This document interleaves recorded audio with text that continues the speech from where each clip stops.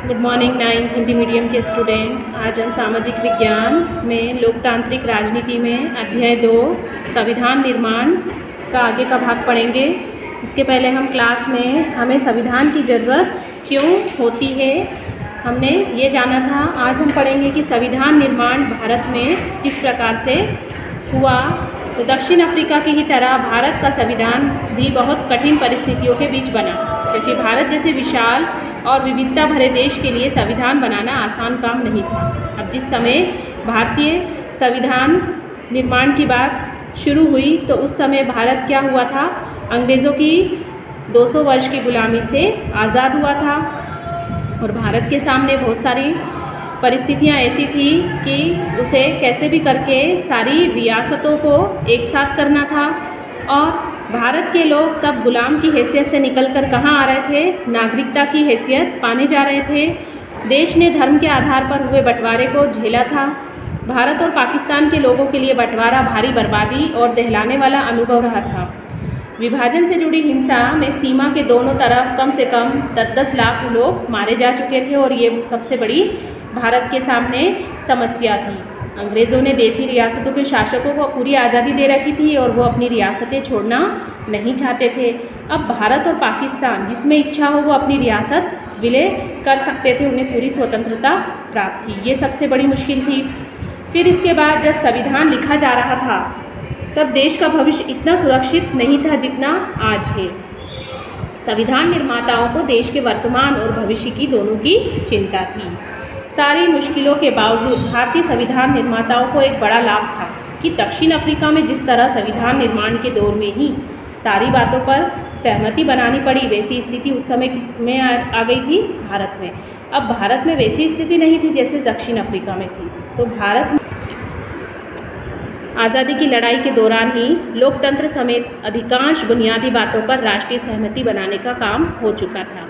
और हमारा जो राष्ट्रीय आंदोलन सिर्फ एक विदेशी सत्ता के खिलाफ संघर्ष भर नहीं था, यह न केवल अपने समाज को फिर भी जगाने का क्या कर रहा था, प्रयत्न कर रहा था। हमारे समाज और राजनीति को बदलने और नए सिरे से गढ़ने का आंदोलन भी था।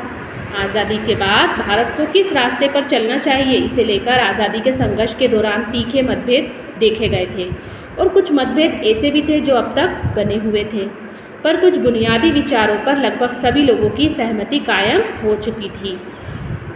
तभी तो 1928 में ही मोतीलाल नेहरू और कांग्रेस के 8 अन्य नेताओं ने भारत का एक संविधान लिखा था। संविधान कब लिखा गया था? 1928 में। और किसके द्वारा? मोतीलाल नेहरू और कांग्रेस के 8 नेताओं द्वारा। 1931 में कराची में हुए भारतीय राष्ट्रीय कांग्रेस के अधिवेशन में एक प्रस्ताव में यह रूपरेखा रखी गई थी कि आज़ाद भारत का संविधान कैसा होगा। इन दोनों ही दस्तावेजों में स्वतंत्र भारत के संविधान में सार्वभौम वयस्क मताधिकार, स्वतंत्रता और समानता का अधिकार और अल्पसंख्यकों के अधिकारों की रक्षा की बात कही गई थी। इस प्रकार संविधान की रचना करने के लिए बैठकों से पहले ही कुछ बुनियादी मूल्यों पर भी सभी नेताओं की सहमति बन चुकी थी। अब बात करते हैं औपनिवेशिक शासन की, कि राजनीतिक संस्थाओं और व्यवस्थाओं को जानने समझने में भी नई राजनीतिक संस्थाओं का स्वरूप तय करने में इसमें मदद मिली। अब जो अंग्रेज़ी हुकूमत थी उसने बहुत कम लोगों को वोट का अधिकार दिए रखा था। इसके आधार पर अंग्रेज़ों ने जिस विधायिका का गठन किया था वह बहुत ही ज़्यादा कमज़ोर थी। तो इसे लेकर 1937 के बाद पूरे ब्रिटिश शासन वाले भारत में प्रादेशिक असेंबलियों के लिए चुनाव कराए गए थे और इनमें बनी सरकारें पूरी तरह लोकतांत्रिक भी नहीं थी। पर विधानसभाओं में जाने और काम करने का अनुभव तब बहुत लाभदायक हुआ, क्योंकि इन्हीं भारतीय लोगों ने क्या किया था, अपनी संस्थाएं और उनकी व्यवस्थाएं बनानी थी और उसे आगे चलकर उसे चलाना भी था। इसी कारण भारतीय संविधान में कई संस्थाओं और व्यवस्थाओं को पुरानी व्यवस्था से लगभग जैसे कि तैसा अपना लिया गया। 1935 का भारत सरकार कानून बना। आज़ादी के बाद भारत के स्वरूप को लेकर वर्षों पहले चले आ रहे चिंतन और बहसों ने काफ़ी लाभ पहुंचाया। हमारे नेताओं में इतना आत्मविश्वास आ गया था कि उन्हें बाहर के विचार और अनुभवों को अपनी ज़रूरत के अनुसार अपनाने में कोई हिचक नहीं हुई। हमारे अनेक नेता फ्रांसीसी क्रांति के आदर्शों, ब्रिटेन के संसदीय लोकतंत्र के कामकाज और अमेरिका के अधिकारों की सूची से काफ़ी हद तक प्रभावित थे। ये सब जानते थे वो बातें कि वहाँ पर जो क्रांति हुई और जो लोकतांत्रिक समाज स्थापित हुआ तो उसमें क्या क्या बातें सामने आई वो सब नेता लोग जानते थे। तो रूस में हुई समाजवादी क्रांति ने भी अनेक भारतीयों को क्या किया, प्रभावित किया और सामाजिक आर्थिक समता पर आधारित व्यवस्था बनाने की कल्पना वो करने लगे। उसी समय उन्होंने ये सारी बातें सोच रखी थी, लेकिन वे दूसरों की सिर्फ नकल नहीं कर रहे थे। हर कदम पर वे यह सवाल जरूर पूछते थे कि क्या ये चीज़ें भारतवर्ष के लिए उपयोगी है या नहीं। अगर हम ये बातें जो फ्रांस में क्रांति हुई या जो अमेरिका ब्रिटेन में संसदीय लोकतंत्र के काज को देखें या रूस की क्रांति को देखें तो जो बातें वहाँ सामने आई ऐसी बातें हमारे भारतवर्ष में नहीं उठनी चाहिए और हमें वही चीज़ें लेना चाहिए। संविधान निर्माण में उन्हीं चीज़ों की मदद करनी चाहिए जो हमारे भारतवर्ष के अभी भी और आगे आने वाले भारतवर्ष के लिए भी जरूरी सिद्ध हो। अब आता है संविधान सभा। भारत के संविधान के निर्माता कौन थे? यह आपको संविधान बनाने में प्रमुख भूमिका निभाने वाले कुछ नेताओं के बारे में जानकारी दी है।